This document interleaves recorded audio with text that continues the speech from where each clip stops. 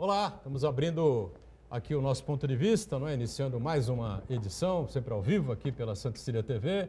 1h30 da tarde, você sabe a tradição da discussão política e do debate, né? Sempre aprofundado em cima dos temas importantes aqui para a cidade, para a nossa região metropolitana: educação, meio ambiente, transporte público, segurança pública, saúde, né? Os assuntos do nosso dia a dia e, claro, sempre o espaço aberto para o debate também democrático dos assuntos, dos temas de interesse nacional e que são muitos e vão aí se repetindo, né?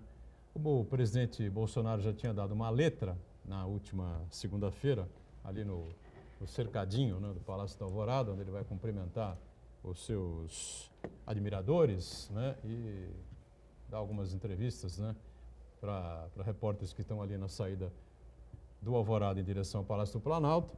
Ele já tinha dito uma dica, coisa de perseguição, essa semana aí vem mais coisa e tal, não sei o quê. E hoje estourou mais uma operação da Polícia Federal, lá pelos lados do Rio de Janeiro, em cima do famoso Fabrício Queiroz, né?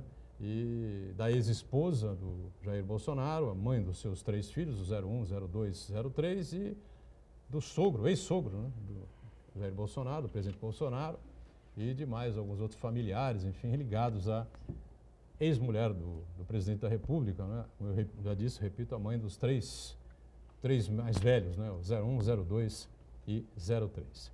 E, por outro lado, uma boa notícia, né? Uma vitória aqui do ponto de vista, não é? João Dória veio à região metropolitana a trabalho, não é? Hoje, finalmente, tivemos a honra e a satisfação de receber aqui na Baixada Santista para 2 inaugurações, vou deixar isso bem claro, né? Para 2 inaugurações. Aí está a foto do governador do estado, ao lado do prefeito de Praia Grande, Alberto Mourão, na inauguração do 45º Batalhão da Polícia Militar do Interior, no BPMI, né? Lá em Praia Grande. Evidentemente que é sempre importante, mas, eu repito, né, governador, não é para ver, não sei, não é para ver só de momentos de festa, né? De inauguração, enfim, né?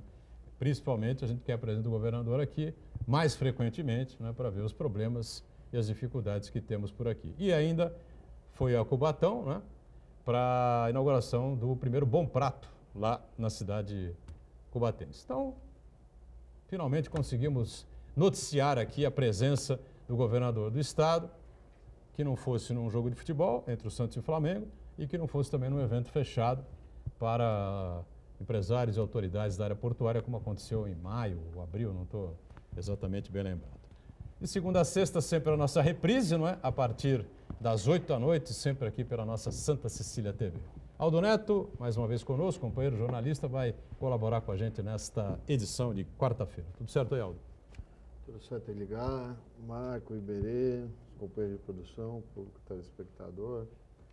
Precisa ver se o João Dória veio para Praia Grande, principalmente de helicóptero ou de carro, né? Porque ele poderia ter vindo de carro se aventurar como todo mundo que passa por lá na aventura, porque é uma aventura. Ali passar para Praia Grande sem ser assaltado dentro do seu automóvel. Poderia viver essa aventura aqui na Baixada Santista, o nosso governador. Mas infelizmente ele deve ter vindo de helicóptero, porque ele é um cara que não gosta de perder tempo e tem dinheiro para que não perca tempo e passe por essa aventura e vai nas aventuras do helicóptero, infelizmente. Mas agora ele poderia passar aqui em Santos também, né? Afinal de contas, a população de Santos não lhe deu a vitória no segundo turno por 18 votos só para lembrar aí o povo santista. Na verdade é um empate, né? Agora, se ele veio de helicóptero ou se veio de carro, sinceramente não tenho essa informação ainda, você tem que pesquisar isso.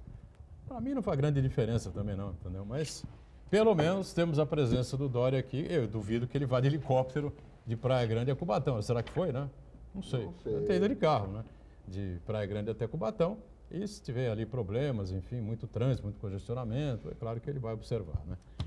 Iberê Cirna, sempre participando conosco aqui, especialista no marketing político, colabora com a gente mais uma vez. Tudo bem por aí, Iberê? Tudo. Eu fico feliz que o governador tenha dedicado o seu tempo à Vila Baixada. Fica a minha pergunta, não sei se ele passou por São Vicente, que está passando uma situação extremamente delicada com o negócio da ponte. Sim. Poderia também, em Santos, ter visto aí a ponta da praia, ter visto a entrada da cidade, quer dizer, mas de qualquer jeito é o nosso governador, vai fazer o quê?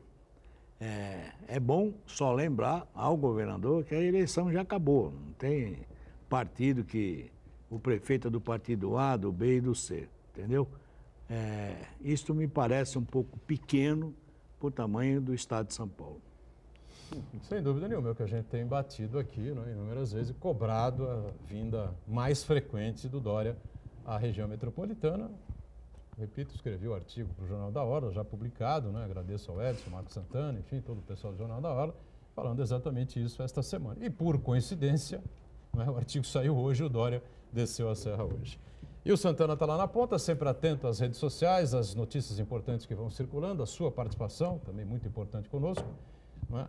E, claro, o dia a dia aqui do ponto de vista. Tudo bem, Santana? Tudo bem, boa tarde a todos. Edgar Butrão, eu diria que foi um artigo premonitório, porque Talvez, você né? já preparou e parece que até que o João Dória leu o artigo e resolveu descer a Baixada Santista. Agora, Edgar, eu gostaria de aproveitar essa participação inicial para fazer um comentário sobre um outro assunto, que é bem diferente desse que nós vamos tratar hoje no programa, mas que eu acho muito importante, que é uma prova definitiva de que o mundo realmente é redondo para as áreas dos terraplanistas e que dá voltas, né? A youtuber Carol Weller, ela foi vítima de um ataque cruel, foi agredida e teve o rosto desfigurado por conta de um ataque homofóbico. Ela estava com a namorada num quiosque na praia, no Rio de Janeiro, e teve uma briga ali com uns pitbulls ali, e ela foi agredida, ficou desacordada, teve o rosto desfigurado. E a Carol Weller, ela é uma simpatizante de Jair Bolsonaro, e ela é um youtuber na internet, e ela faz uma campanha dizendo que não existe homofobia no Brasil, que isso tudo é mimimi, que isso tudo é uma bobagem. E ela, pelo jeito, aprendeu da pior maneira possível de que existe sim homofobia no Brasil. E a gente tem que repudiar qualquer tipo de discriminação, seja por orientação sexual, raça, credo, idade, gênero. E a gente tem que, nesse momento, amparar pessoas como a Carol Weller e lutar para que menos pessoas sofram esse tipo de discriminação, agressões e até mesmo morte. Ela dizia que não havia... Ela dizia que não havia, dizia que era vitimismo, que era mimimi, que... Bom, eu não sei que mundo ela vive, né? Nem que lugares ela frequenta, né? Porque não é possível, né? Isso está escancarado aí pela mídia, pelas ruas, né? Pelas avenidas, pelos bairros, do Brasil inteiro, essa situação que envolve aí as pessoas do mesmo sexo e que preferem namorar homem com homem, mulher com mulher, enfim, né? É uma coisa declarada, existe um preconceito monstruoso na sociedade em relação a isso. Menos do que havia antigamente, né? Porque as pessoas hoje já, como a gente diz assim, meio que na gíria, né? Saíram do armário corajosamente, né? E hoje você vê aos montes por aí, né? Em Santos, talvez nem tanto, mas em São Paulo você frequenta shoppings, essa coisa toda, um monte, né, de casais homoafetivos, né? Agora, dizer que é mimimi, né? Que não há preconceito aí, sinceramente é demais, não é verdade? Aprendeu da pior forma possível, né? Eu quero cumprimentar você que nos acompanha ao vivo, convidar você a participar também do programa, mandando sua pergunta, crítica, sugestão, pelo Facebook, Ponto de Vista com Edgar Butrão, ou então por e-mail, contato@pontodevista.tv.br. O programa também pode ser acompanhado ao vivo pela internet, santaportal.com.br/tv. As edições anteriores do Ponto de Vista ficam disponíveis na internet também, no nosso canal no YouTube, na nossa página no Facebook. E você que nos acompanha na reprise às 20 horas, uma boa noite. Boa noite sempre para você que está conosco na reprise. Lembrando, né, você tem sempre esse mantra aqui com a gente no Ponto de Vista, o programa ao vivo acaba às 14h30, né, 2h30 da tarde. A reprise, né, só começa às 8 da noite. Então, e ainda num dia agitado, né, como esta quarta-feira, com a Polícia Federal nas ruas, né, envolvendo a ex-mulher e a família da ex-mulher do presidente da República, e envolvendo também o assessor direto, né? Foi assessor do próprio Bolsonaro e do Flávio Bolsonaro na Assembleia do Rio, Fabrício Queiroz, né? Pesca, pô. Então, companheiro de pesca, cheio de fotos aí do Bolsonaro no barco, ou na lancha, não sei exatamente onde é, pescando ao lado do Fabrício Queiroz. Então, que não dá para dizer que não conhecia o Fabrício Queiroz, isso é absolutamente impossível. Não, vamos aguardar o que vem por aí. Não emprestou 40 mil para ele? Então, emprestou 40 mil, devolveu para a atual esposa, a primeira-dama, né? Michele Bolsonaro, enfim. Bom, tivemos um episódio muito triste nessa madrugada, lá no México 70, né, Iberê? Um incêndio que atingiu aí pelo menos 30 moradias, 30 das casas que estão lá instaladas. E à primeira vista teria o incêndio acontecido com um problema de uma mulher que estaria usando um cachimbo de crack. Né? Olha que situação, hein? E teria jogado ao chão, teria deixado cair, enfim, e gerou um incêndio que se espalhou aí por uma série de residências, série de casas da vizinhança. E isso traz de novo aí, como sempre, né, uma coisa muito antiga, o drama habitacional nosso aqui, né? Na verdade, o projeto habitacional brasileiro, primeiro que não existe, né? Segundo que a forma como esses aglomerados humanos são formados é de alto risco, não tenha dúvida. Seja por um cachimbo de crack, seja por às vezes até por uma ponta de cigarro, um fósforo, qualquer coisinha pequena, até porque a estrutura, né, onde esses aglomerados vão se desenvolvendo, não tenha dúvida que é um risco permanente, né, que eu não sei como é que as pessoas conseguem dormir, né? Porque de uma hora para outra você pode estar e ali não tem jeito. Ali pegou em um, vai pegar pelo menos uns 50. Porque é tudo, o material é altamente inflamável, né? Então, o que a gente tem que ficar preocupado é quando o Brasil vai cuidar da habitação. Eu, particularmente, acompanho a habitação, fui, na época, já assessor da Coab há muitos anos atrás, né? Nós tínhamos lá o Banco Nacional de Habitação.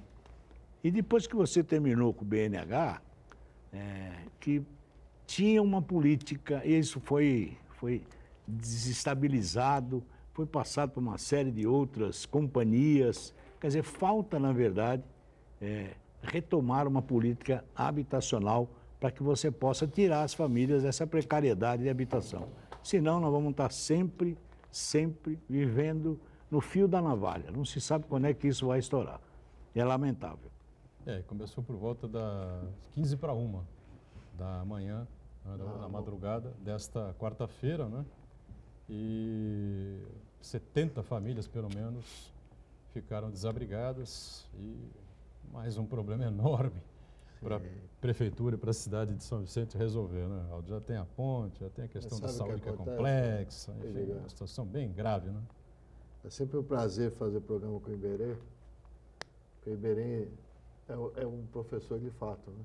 Eu imagino os jovens que estão nos assistindo, que nunca ouviram falar em Banco Nacional da Habitação. Nacional da Habitação. Eles acham que BNH é bairro das cidades. Não sabem que esse é um projeto de governo BNH federal. Apelido, né? Virou apelido. Sim, virou apelido. E que produzia essas habitações que hoje tem BNH aqui no Canal 3, Canal 5, foram financiadas com dinheiro público. E o Iberê também tem, pouca gente sabe, ele tem uma larga experiência em poder público, tanto que eu não sabia que ele tinha trabalhado na Coab. Há muitos anos. Também já trabalhou na Coab.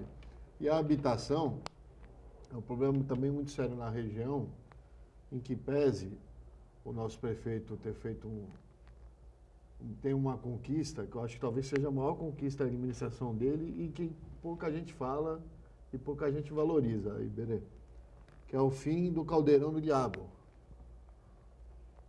O que é o Caldeirão do Diabo? É a famosa Vila Santa Casa, que era aqui no Canal 3 e que vinha há décadas ali gerando problema, perigo com moradia, e o prefeito, junto com o governo do estado, obviamente, com o financiamento do CDHU, acabou o projeto de construir prédios e, sabidamente, em parceria com a Santa Casa, porque o nome é Vila Santa Casa, porque o terreno era Santa Casa, fechou o espaço para evitar que novas ocupações entrassem ali. Então, eu considero isso talvez a maior vitória dos 8 anos do Paulo Alexandre Barbosa, e que pouca gente fala, apesar de também não concordar muito. Acho que ele deveria, não só o prefeito de Santos, como todos os outros, inclusive de São Vicente, dar mais atenção à habitação, porque nós temos muitas famílias em risco. Todo começo de ano, final de ano, é incêndio, 5, 6 notícias de incêndio no mínimo, aqui na região desse tipo. Alguns até criminosos que merecem ser investigados, que há muito interesse, porque aí ganha a bolsa da prefeitura para comer, bolsa... E algumas pessoas com necessidade acabam fazendo esse tipo de coisa. Então, enquanto a gente... Aqui na cidade, Iberê, eu costumo dizer uma coisa e que me dói o coração, porque eu sou escoteiro, você sabe, e o escoteiro tem leis. Sempre alerta. E uma das leis do escoteiro é que você é amigo dos animais. E eu adoro animal. Mas aqui na cidade as pessoas gostam mais de bicho do que de gente. Indigna mais as pessoas ter um cachorro na rua do que o ser humano dormindo na rua. Enquanto nós nos tratamos como sociedade desse jeito, o que vai acontecer? A gente precisa olhar para a habitação com um carinho a mais, que há muitos anos não se olha em toda a Baixada Santista. O que tem aí, Em Aldo? 70 era a menina dos olhos do saudoso governador Mário Covas, lembra-se? Sim. Mário Covas resolveu abraçar a favela do México 70, né? E investiu muito dinheiro do CDHU, né? E do próprio governo do estado para poder melhorar situações, enfim, a fazer arruamentos e aquelas melhorias importantes. Né? Mas acho que no período dele atingiu aproximadamente 30%. No México 70, O problema maior é que aquela assim... foto histórica do Covas na cadeira de rodas, Sim, empurrado com o pela braço. Renata Covas, né? Ele veio de helicóptero para... A última coisa que ele queria ver em vida, fez questão de ver em vida, era a obra do México 70, estava caminhando, enfim. Mas depois, uma obra... Quantas pessoas devem morar no México 70? Tem ideia? A população do México 70 hoje É muito alta, né? é muito alta. Hoje ela já possivelmente faça aí 30%, 40% do município de São Vicente. Tanto lá como um quarentenário, que é uma... Então, o que a gente tem que estar preocupado é o seguinte, Santos e a região, ele tem um problema fundiário terrível, né? Por problema de terrenos mesmo. Então, esta coisa, o prefeito Paulo Alexandre agora tem aí um projeto grande da ampliação até das casas de habitação, um projeto grande, mas é difícil, porque você tem o terreno que não pôde, ficou muito tempo parada essa discussão, né? E você não tem onde expandir. Alguns conjuntos habitacionais que eram feitos pelo CDHU, foram abandonados. Se você passar em São Vicente, estão retomando, né, a viabilidade disso. Né? O Tancredo Neves, que eu inclusive estava na Coab quando foi entregue a primeira parte do Tancredo. O Tancredo vai ter agora mais uma ampliação grande, é uma área. Por quê? Porque você tem um problema de fundiário. Né? Você tem alguns conjuntos, por exemplo, na Praia Grande, conjuntos são disputadíssimos, do Canto do Forte. É um conjunto, né, para turistas, praticamente, na beirada da praia. Né? Então, a filosofia é que ficou esquecida da habitação no Brasil. E aí a proliferação foi tamanha que agora, para você correr atrás, você tem que tirar quem está, e está acontecendo aqui em Santos. O indivíduo foi lá para aquela favela, para aquela casa mal construída, investiu a sua vida ali por 10, 12 anos, e agora, quando você vai construir, você tem que tirar a pessoa de lá. E aí fica essa discussão, que aquilo é meu, aquilo não é, entendeu? Para onde eu vou primeiro. Então, é uma coisa extremamente complicada, o processo habitacional. Mas me parece que o prefeito Paulo Alexandre, e aí fique muito claro, tem investido. Eu tive por oportunidade conversando com o presidente da Coab, que é o Dr. Maurício. O Maurício tem feito um trabalho de chão, né? De ter andando lá, ter entregue, ter visto terrenos aí, ter aberto a possibilidade de construir novas habitações. Então, assim, a gente sabe que lá na habitação começa tudo. Começa a educação, a saúde, quer dizer, nós deterioramos todo o entorno do que nós chamamos de cidadania. Né? Verdade. Santana. A México 70 é um retrato pronto e acabado, um resumo da crise da habitação no Brasil. Né? Não é à toa que o nome se chama México 70, é uma alusão à Copa do Mundo, de 1970, de futebol, que foi no México, foi quando começou a ser ocupada aquela área ali. Eram pequenos barracos, poucos barracos, e a favela foi se expandindo até por conta ali da completa ausência do poder público. Penta e na favela Exatamente. Né? E até mesmo a ocupação foi estimulada por políticos inescrupulosos, por troca de votinhos ali. Doava bloco, doava pedaço de madeira para reconstruir, né? E ali hoje, na verdade, hoje a México 70 não é uma favela, é um núcleo habitacional. Inclusive tem sobrados ali, estabelecimentos comerciais, supermercados, e é um núcleo, como o Iberê lembrou muito bem, um dos mais populosos da cidade. Né? O grande problema é que ali, uma boa parte daquela ocupação, se não a maioria, não existe a regularização fundiária ali. Então, até mesmo do ponto de vista fiscal ali, de arrecadação, é mais um problema ao município. Ao mesmo tempo que o poder público ali, principalmente o município, ele tem que oferecer serviços públicos de saúde, educação, transporte coletivo, não tem também a possibilidade de fazer uma arrecadação. Então, quer dizer, na verdade ali, os moradores são meio cidadãos, né? E mostra muito bem de que a questão habitacional é muito mais complexa, não é apenas construindo núcleos habitacionais, porque a regra no Brasil, infelizmente, é construir núcleos habitacionais em lugares longínquos, muito afastados dos centros urbanos. E aí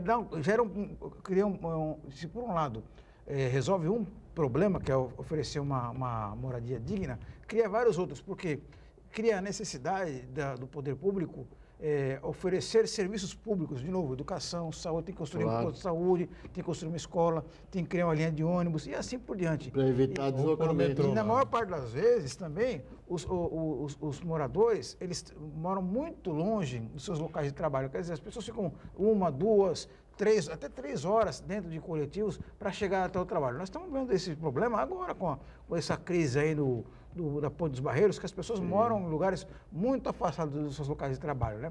Então, o Brasil, a política habitacional tem que ser vista com outro viés, aproveitando os lugares onde já são urbanizados. Em Santos, por exemplo, nós temos ali o centro histórico ali, que muitas casas abandonadas que poderiam ser utilizadas, ser cogitadas para abrigar projetos habitacionais. Eu quero falar sobre isso aí, mas não posso. Vamos para o break, rápido intervalo, a gente volta daqui a pouquinho na sequência do Ponto de Vista, em instantes. Volta a sequência aqui do nosso Ponto de Vista, né? Aqui com o Aldo Neto, com o Iberê, com o Marcos Santana. O Aldo quer amarrar alguma coisa ainda com relação à habitação? Queria aproveitar a vasta experiência do Iberê. Faz isso, não. Num assunto que tem tudo a ver com a habitação e que é o que eu queria amarrar. Que é a propalada metropolização. Eu não sei, pelo menos eu me recordo. Foi o diretor da. Não sei quando eu fui, se nasceu antes ou depois de mim, a Companhia de Habitação Santista, a Coab. Mas eu sei que a Coab, ao contrário do que muita gente pensa, não é da cidade de Santos. Não, regional. É de Santos, São Vicente, Cubatão e Guarujá. Antiga Baixada Santista. E há muitos anos não desenvolve um estudo habitacional para os outros lugares. E foi criado por essas prefeituras, sem participação do Estado, visando resolver esses problemas de habitação. E não deve ter ocorrido, Iberê me corrige, por favor, se eu estiver errado no que eu vou falar, por falta de vontade política. O prefeito A não fala com B, que não sei, que não sei o quê, que precisa botar dinheiro. Falta de dinheiro. Por que aqui põe mais, ali põe menos. E acaba essa guerrinha de vaidades trazendo esses problemas habitacionais aqui para a Baixada Santista. Enquanto a gente não encarar de frente isso, nós vamos continuar tratando o ser humano como gado. E o Marco estava falando muito bem no final do bloco anterior. O Iberê também falou, nós temos realmente problemas de espaço, principalmente aqui em Santos, na ilha, para se construir habitação.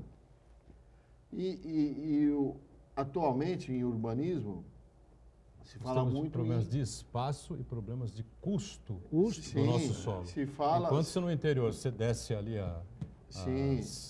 o custo para ele ficar maior em Santos. Você desce ali a 10 metros, 8 metros, não é? Aqui você tem que descer a 50 metros. Você tem inúmeras torres, essas que são construídas aí pela iniciativa privada, em que você tem o tamanho do prédio é maior do subsolo, debaixo da terra, né, do que a altura da só para você ter, só para corroborar essa ideia O Tancredo Neves, ele foi construído com um sistema de radier.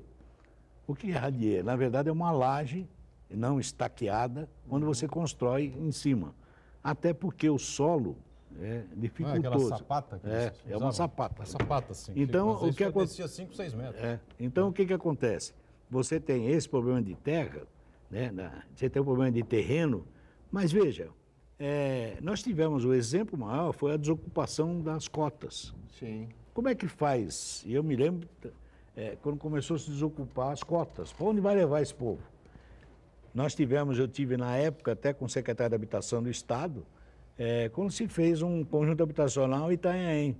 Aí você pegava alguém de Cubatão, entendeu? Mandava para lá. Aí eu falei assim, bom... Não, foi agora, há pouco tempo aconteceu isso. Isso, então, mas porque não tem pouco outro... tempo isso. Então, mas já, embora, né, a Secretaria de Habitação, ela tem um pós-ocupação, que é lá uma série de técnicos, que vai dar assistência, mas de qualquer jeito tirou o indivíduo do lugar central dele ali. É muito complicado esse tipo de coisa. Então, depois de instalado este aglomerado, que nem o México 70, você remover família para outras áreas, entendeu? É um pandemônio para você poder tirar o indivíduo de lá, ué. Eu li outro dia um artigo de um técnico na tribuna até sobre isso. Eu tenho visto aí as gestões que o prefeito tem feito acertadamente de ocupação do centro, mas eu acho que tem que mexer em 2 pontos principais ali. Porque se você leva a pessoa para morar no centro, é mais fácil, porque ela pode trabalhar por ali, ficar por ali, ou trabalhar em qualquer outra ponta de Santos que tem saída, já tem tudo pronto. O cara pega o ônibus lá e vai. Facilitar, por um lado, para as construtoras olharem para isso, que hoje não facilita muito, e também começar a exigir na cidade uma coisa que os construtores não gostam muito, mas a exigência de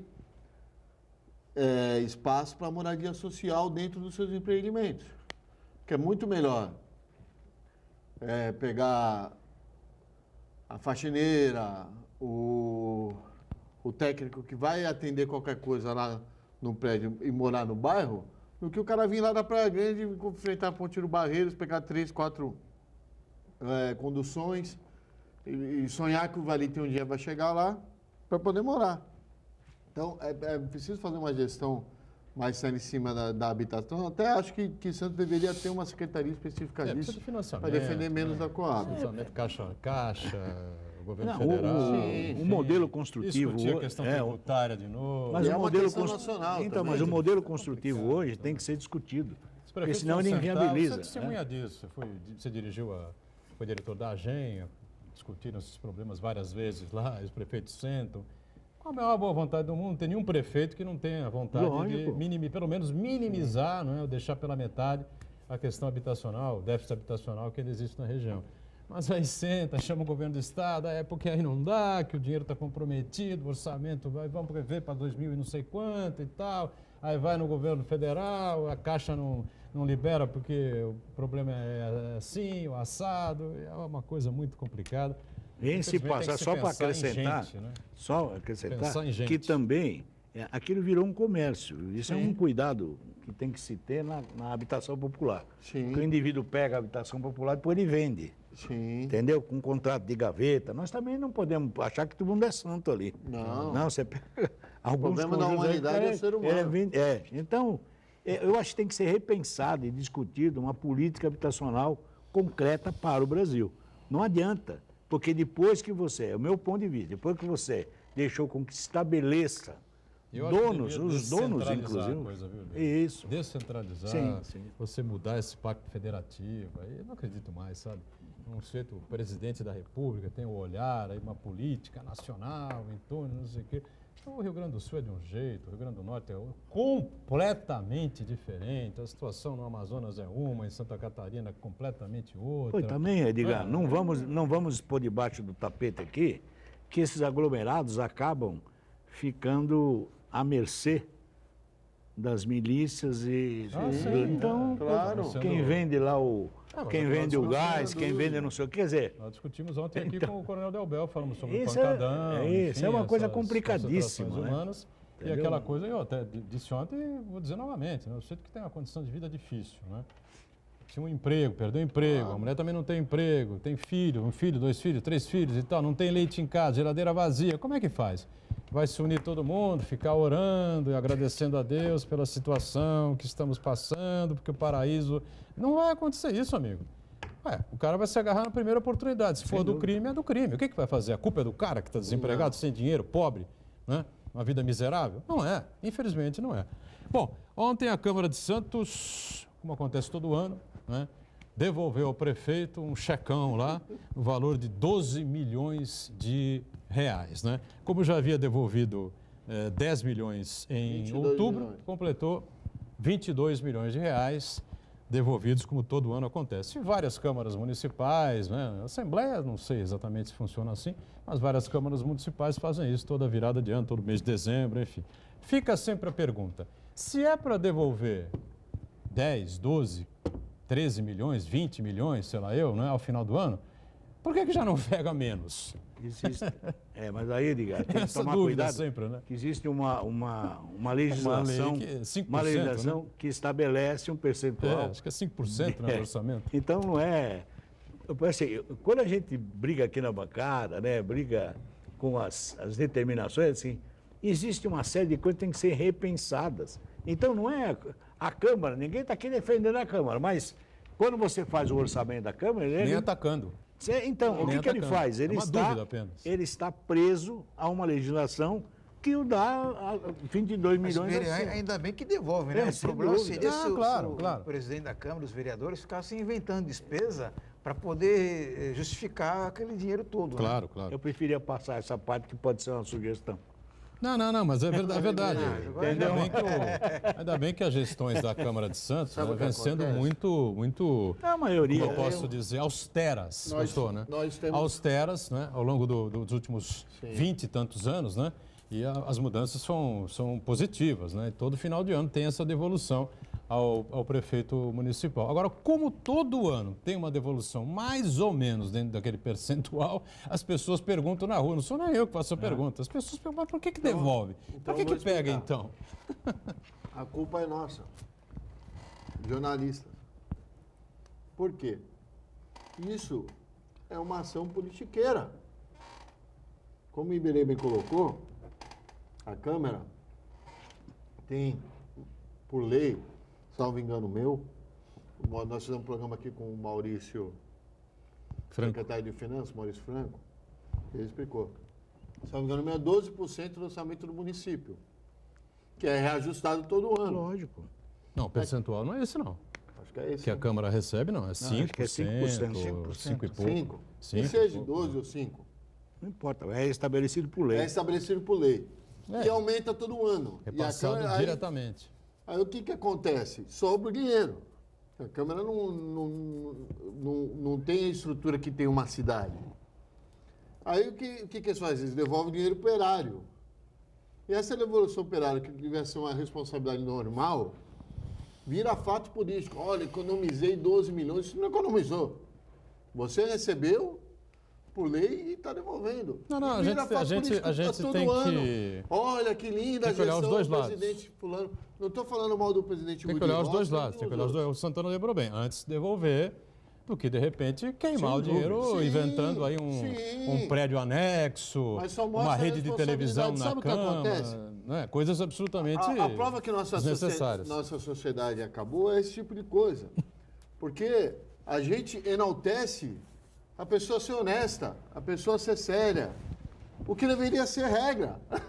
E não exceção. Não, na verdade não é enaltecer, né, Aldo? A gente está aqui discutindo um fato, né, que virou notícia pela devolução da verba. E ficam pessoas que leem as notícias, que ouvem nós também não podemos imaginar. Pessoas questionam por que é que então o dinheiro vai para a Câmara e não deixa na mão do prefeito para ele usar na saúde, na educação, no meio ambiente. Não podemos imaginar que o presidente da Câmara é um imperador. O presidente da Câmara, para qualquer que seja a sua decisão de investimento na Câmara, seja por uma TV, seja construir, ele tem a legislação para ser cumprida. Claro. Entendeu? Não é eu quero e vou fazer. Então, assim, o que a gente entende na Câmara é que ele faz o melhor possível na estrutura que tem. Vejo que tem câmaras aí que foram obrigadas a demitir, né? Um número excessivo. Por quê? Porque a lei não permitia. Então tem que demitir não sei quantos assessores. Tudo bem. Ora, existe uma lei que também vai regulamentar a posição e o gasto da Câmara. Entendeu? Então nós estamos presos. E aí volto à história. Mesmo que eu queira gastar, eu tenho que passar pelo crivo da lei. Se pode ou se não pode. Mas feliz daquele que ainda devolve, né, Marco? Aquele está aqui, pelo menos. Entendeu? Mas também não é assim. Não pense você que o presidente da Câmara, ele foi dormir hoje, amanhã ele acorda, olha, eu vou pintar o telhado de azul. Não, não é assim, não. Importante Ele dizer também também, tem a... Iberê, que ao contrário de outras câmaras da região, esse problema que teve também na Câmara de Santos, de ter que demitir gente, mudar organograma, enfim. Mas, diferente de outras câmaras da região e do país, especificamente a Câmara de Santos, eu falo que os vereadores são heróis da população. Quando eu falo isso, me param na rua e reclamam, viu? Ah, você fica defendendo o vereador. É porque eu conheço a estrutura que os vereadores têm. Os computadores são 486 ou coisa parecida. Não fabrica mais. Os caras têm que comprar o computador, tem que tirar ele de casa. As salas são menores que essa mesa. O espaço físico da sala de vereador é menor que essa mesa. Então, a gente precisa também... Eles não têm carro em Santos. Mesmo, isso em Santos. Eles não têm carro à disposição. Ou a gente enxerga isso também, ou nós vamos transformar sempre todo vereador ou vilão. Aldo, outra coisa não também que eu acho importante, que a população tem que ficar ciente cada vez mais, é que a Câmara o Poder Legislativo de Santos não se restringe aos vereadores. O dinheiro não é só para pagar salário de vereador e de assessor. Foi um erro grave cometido aqui há pouco tempo por esse ranking aí. Exatamente. Das câmaras que mais gastam, enfim, a Globo News até noticiou como se fosse um escândalo que acontece na Câmara. Dizia que os vereadores recebiam 2 milhões por ano e tal, não é nada disso. O que nós devemos cobrar é o funcionamento da instituição Poder Legislativo de Santos como um órgão que faça reflexões, promova debates, junte a comunidade através de audiências públicas, de encontros e reuniões, para debater, para refletir sobre a cidade, sobre os destinos da cidade, os projetos na área cultural, na área esportiva, na área econômica, na área do turismo. E mais do que isso também, o Poder Legislativo, ele fiscaliza o Poder Executivo. Fiscalizar o Poder Executivo não se restringe apenas fiscalizar o prefeito e os secretários municipais. É o funcionário público que presta serviço ali no posto de saúde, na unidade de ensino, na assistência social, na Secretaria de Esportes. Aquele funcionário de carreira que é concursado, tem estabilidade, ele tem que sim ser fiscalizado para prestar um bom serviço para a população. Então, nesse sentido, é uma das atribuições, sim, da Câmara, também fiscalizar essa estrutura, essa burocracia do Poder Executivo Municipal. Então, nesse sentido, o Poder Legislativo de Santos, ele tem que, sim, ser fortalecido. Na verdade, a Câmara de Santos é um ponto fora na curva, porque a regra nos municípios brasileiros é o orçamento da Câmara ser insuficiente para os gastos, né? Porque os orçamentos municipais dessas cidades são muito menores. Eu vou dar um exemplo. Não são suficientes para isso. Atravessem a pé a Ponte dos Barreiros e vá até Praia Grande ver o salário e os gastos da Câmara da Praia Grande, que aí vocês vão entender como são heróis os vereadores de Santos. Vamos para o intervalo e já a gente retoma aqui o ponto de vista, em instantes. Bom, de volta aqui o ponto de vista, o Congresso ontem aprovou o texto do orçamento, né? Orçamento tal, peça de ficção, né? Para 2020, orçamento federal, né? E nós vamos ter aí 2 bilhões de reais para o fundo eleitoral. Para os partidos dividirem lá entre eles os seus devidos respectivos percentuais, né? O pessoal poder fazer as campanhas eleitorais em 5.600 municípios pelo Brasil afora para prefeitos e vereadores. Salário mínimo vai a R$ 1.031, fabulosos R$ 1.031. E aprovado também, o Brasil realmente é um espanto, né? O déficit nas contas públicas, 124 bilhões de reais, né? O que significa isso? Você tem um talão de cheque, você vai usar o seu talão em 2020 já programado, você vai deixar tanto, não é, no cheque especial. Ou seja, se está no cheque especial, sai e volta. Está no cheque especial, sai e volta. Está no cheque especial, sai e vai ser isso o ano inteiro em relação à União, né? E foi aprovado, viu? Mas também assim, a gente tem que ter a serenidade de entender que nós já tivemos 168 bilhões, né? Já estamos em 124, vamos continuar acendendo velas, vamos ver o que vai dar. Depois, quando a gente fala do fundo eleitoral aí, eu até comentei com o Marco antes, né, Marco? Eu acho interessante. Fique atento, porque não é obrigatório que o partido use esse dinheiro, sabia? Ele não tem a obrigação.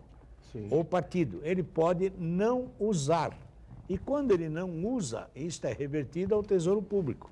Tem que devolver, lógico. Entendeu? Aí eu pergunto, será que Já nós houve vamos o caso de algum partido Então, devolver esses isso valores? que eu vou, não, quer dizer, vamos ficar atento para ver qual é o partido que tem a coragem, tem a dignidade, não é de discursar lá, não, aquelas coisas bonitas, aquela verborragia e cara. Quero saber se alguém vai lá e fala, não quero dinheiro. Mas, Iberê, Fala. queria aproveitar a sua experiência de professor de marketing político. Eu tenho uma teoria, uma tese, que eu penso que a gente deveria acabar com esse tipo de coisa. Porque Que coisa? sabe o que acontece? Acabar com A o gente quê? está demonizando o processo eleitoral. O Em povo quê? brasileiro está dizendo que o dinheiro para eleição, o dinheiro de eleição vira falcatrua. E de fato não precisa ser. O que eu sou contra é ter dinheiro público nisso. Porque eu acho que não precisa. Se a gente tivesse um processo eleitoral similar, por exemplo, ao que acontece nos Estados Unidos, que não tem dinheiro público, a doação é de empresas, de pessoas, tudo por dentro, tudo lá contabilizado, e a campanha dura 2 anos, porque tem a prévia do partido, Aldo, e só depois uma, a só uma disputa em si. A correção. empresa X Não, só uma correção. apoia e doa dinheiro para o candidato Iberê. Sim. Esta mesma empresa X não apoia e não Sim. doa dinheiro para o candidato alvo. Não, existe. Isso não existe nos Estados Vamos só Unidos. fazer Não, uma... não existe. Você fecha Mas, com um claro. determinado candidato porque você concorda com as ideias de determinado Lógico, candidato. mas é o que deveria ser. Aí o candidato Aldo faz o quê? Mas o Iberê está recebendo não sei quantos milhões aí para a campanha dele da empresa X. Não adianta bater na porta da empresa X. A empresa X fechou com ele. Sim. Para ele tem que correr Mas atrás tá de certo, outra. Tem que ir na Y. Aqui no Brasil, Na por verdade, é exemplo, assim, Que vamos todo só... mundo quer estar bem com todo mundo. Vamos- Mas não tem que ser assim. a empresa lá legal. dos irmãos Batista, por exemplo, como é que chamava lá? A JBS. JBS e tal, não sei o quê. Em 2014, comprovadamente, deu não sei quantos milhões para Dilma Rousseff e mais não sei quantos milhões para o Aécio Neves. Deixa eu só dar 2 exemplos aqui. Então, Primeiro, muita assim, coisa tem que mudar, né? primeiro assim, não é que nos Estados Unidos não exista verba. Existe uma verba do governo, entendeu? Definida para a eleição e que é extremamente pequena. E aí o candidato diz assim, não, mas eu não quero essa verba. E aí o governo fala, bom, você não quer essa verba, você vai buscar onde você quiser, mas não usa a verba do governo. Se quer aquela migalha lá, que é o que eles estabelecem, bom. Segundo, vou dar um outro exemplo, por isso que a gente tem que discutir muito a reforma política.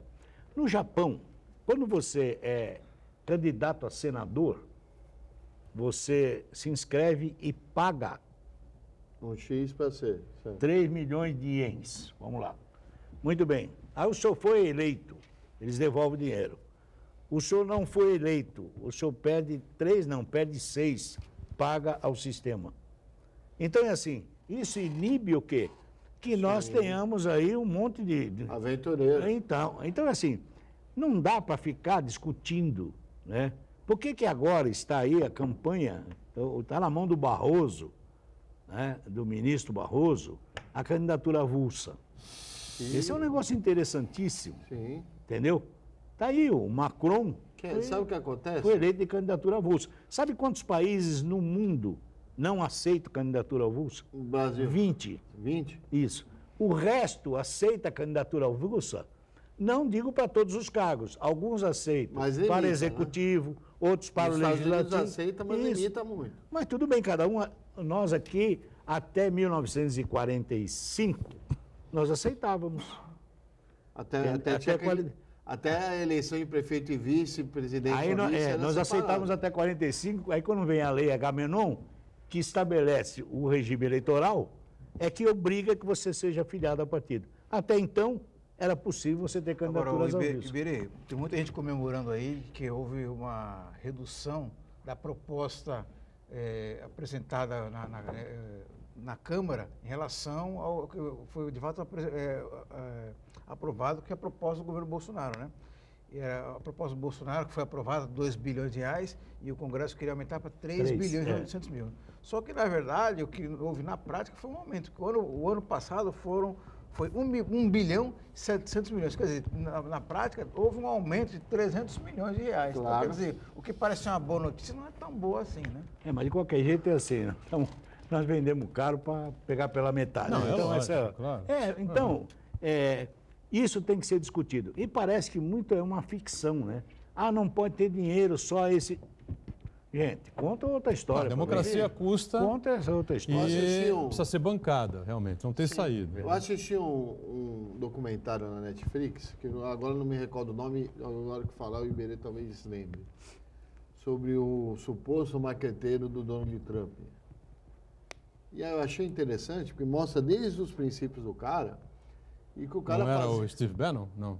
Não, acho que não. Steve O Bannon. cara É ele. é o Steve Bannon? Steve Bannon. Eu estava tentando lembrar o nome, mas é ele parece o Trump até, Isso, de é, peruca, não sei o quê. Ele já fazia, graças a uma atividade de lobista dele na época do Watergate, que oficializaram o lobby. A gente tem que oficializar essas coisas. Não dá para a gente imaginar que o político não tem ligação com a empresa. Nesse país, todos têm. Todos. E não acho que seja, isso torne o cara mau ou bom político. A empresa gosta da atuação do cara. O que não pode Mas aí que está, não pode. querer estar com todo mundo. É exatamente ligar isso que com- nós estamos falando, né? A JBS e várias Tem que outras, deixar né? claro, só isso. Todas essas empresas aí que Parece a eleição do Santos. pseudo quebradas, né? Eleição do Você Santos tem aí antigamente, Edgar, tu vai dar risada com o que eu vou falar. Eu estou escrevendo um livro sobre as eleições do Santos. Aí estou pesquisando. Até os anos 80, o cara podia sair candidato a conselheiro do Santos em todas as chapas, se as chapas aceitassem. Você acredita nisso, velho? Não tinha Ninguém regra sabe. impondo, né? Agora, essas construtoras todas aí, essas empreiteiras todas aí quebradas, Odebrecht, OAS, a Marco Correia, mais esta, mais aquela, enfim, que tinham controle do mercado, todas elas faziam isso, né? Sim. O governo do estado de São Paulo dava um X, o candidato favorito levava um X, o outro da oposição levava mais não sei quanto, Aqui em outro não sei o quê. Santos também. Candidatos à presidência da República era assim, o caso mais claro é esse que eu citei há pouco, da JBS, dá tantos milhões para Dilma e deu tantos milhões para o Aécio Apostava em todos no os segundo cavalos. turno de Todos os 2014. cavalos, né? não E isso não tem cabimento nenhum, tá certo? Então- Você quer acertar as coisas, fazer a Mas sabe o que democracia da maneira que tem que ser feita, você tem Mas você que sabe o que eu quero cacifar falar? aquele candidato no Claro. qual ele confia, qual ele Eu acredita. não deixei claro, comecei o raciocínio, não deixei claro quando estava falando antes. Campanha eleitoral é um mercado, inclusive de trabalho, Iberê. Concorda comigo? Sim. Sei disso. É. Então, se a gente tornar e o debate eleitoral, o debate, a discussão de propostas e saídas é tão importante e nós estamos demonizando tanto o processo eleitoral que ele está fazendo assim com o tempo de campanha. Cada eleição que passa é menos tempo. E menos tempo para o debate. Eu acho que a gente deveria ampliar esse debate, O problema é o momento que o país atravessa. fazer uma reforma política séria, ampliar esse debate, deixar tudo às claras, até para a gente criar esse mercado de trabalho, porque aí a turma não pode dar camiseta, aí quebra a indústria, não pode entregar não sei o quê, quebra, sabe? Limita-se problema é tanto a o campanha eleitoral, momento que se eu acho que vive. não deveria ser limitado, deveria ser mais aberto. 12 milhões de mais tempo de desempregados, discussão. 12 milhões Por de isso mesmo, poderia desalentados, estar empregado. 40 milhões de pessoas Agora, não na com dinheiro informalidade. público. Entendeu? Não Aí com você dinheiro dá público. 2 bilhões de reais para campanhas eleitorais. É um né? absurdo. O que é que o sujeito que está em Claro casa que é um absurdo, mas não tem que sair procurando do todo público. dia, batendo Então, de mas porta tem em que sair do porta, vai público. achar. Isso aí Sai do leva, privado. mas isso aí leva ao quê? Isto leva a uma nova modalidade, uma nova casta de políticos. O que significa? Nós estamos vivendo a geração do político por objetivo Sim. e não mais o político por consequência. O que era o político por consequência? era que ele tinha um desenvolvimento social, era um Uma líder liderança. sindical, era um líder comunitário e que a consequência da sua atividade o levava à política.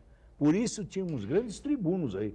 Agora, a partir de um momento com 12, 13 milhões e com esta bagunça, nós criamos o político por objetivo. Ele entra no meu escritório e fala assim, professor, eu quero ser político, porque ele sabe que lá não falta dinheiro, lá ganha dinheiro, ele acerta a família dele toda, vai viver 4 anos, vai comprar 2 apartamentos, que esse é o por objetivo. Nós vivemos isso, gente. Sim. É raríssimo hoje você encontrar um político que tem um histórico. Alguns que tinham históricos se abandonaram. E pega aí um discurso do Jefferson Pérez, pega aí Pedro Simão, eles se indignaram com isso tudo, porque a origem era diferente. Então, hoje nós estamos vivendo a ideia do político por objetivo. Então, é uma disputa que nem de RH. Ele vem aqui e fala assim, eu quero ser prefeito, eu quero ser vereador. Por quê? Ele sabe que o vereador, quanto ele ganha, quais são os benesses do vereador. Mas você quer dar uma risada? Então vai. Sabe um debate que eu vi acontecer na última eleição municipal? É. Um candidato a vereador, preparado, estudado, fez pós-graduação em gestão pública, indignado com o resultado numa pesquisa publicada no jornal, onde o vendedor de caranguejo estava à frente dele. Isso aí é absolutamente natural. O que vai fazer? Sabe? Ué. Como se a vida... A popularidade de um, a popularidade de outro. Fosse uma carreira. Não. A vida política não é uma carreira. Deveria ser uma consequência, como você bem colocou. Você é uma liderança que vai estar a serviço da população, não se preparar para aquilo. O que nós temos que discutir, Aldo, é assim, nós estamos vivendo uma democracia representativa. E o que nós temos aí de representação é a nossa sociedade. Diga, Vou Santana. fazer o quê? Professor Danilo de Oliveira acompanha Opa. a gente aqui. Danilo, um abraço, Danilo. Grande Danilo. Ele diz o seguinte, ele concordo com o Iberê. Eu tive a oportunidade de chefiar uma divisão de regulamentação fundiária e percebi que esse buraco é bem mais embaixo. Falta estrutura, investimento, etc. A fiscalização, base da habitação, costuma não funcionar. A habitação é fundamental para o desenvolvimento das cidades e da sociedade. Não tem dúvida. Isso né? mesmo. Aliás, como gostava de dizer muito o nosso saudoso Paulo de la Rosa, e como deixou claro ontem, aqui disse aqui o Sérgio Delbel, secretário de Segurança, né? A segurança pública é um trem enorme, né?